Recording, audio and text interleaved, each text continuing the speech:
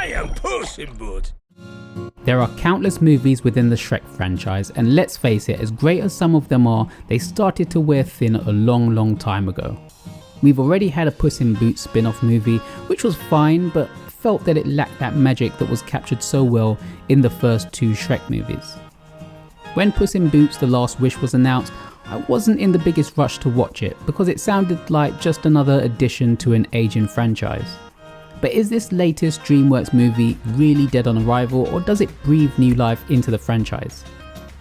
Starring Antonio Banderas, who reprises his role as Puss in Boots, Puss discovers that his passion for adventure has taken its toll and he has burnt through 8 of his 9 lives. Puss sets out on an epic journey to find the mythical last wish and restore his 9 lives.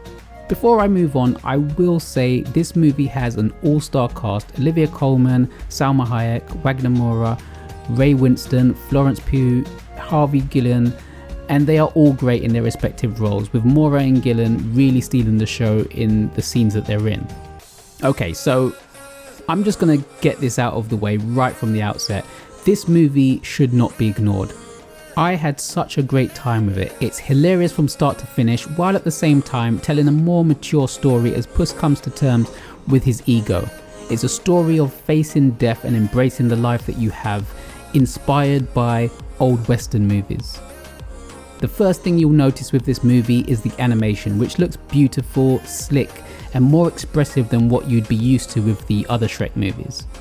There is something very dynamic with the style of animation used, the frame rate, and has this excellent mix between 2D and 3D, which makes the scenes, especially when there's action on the screen, really pop out.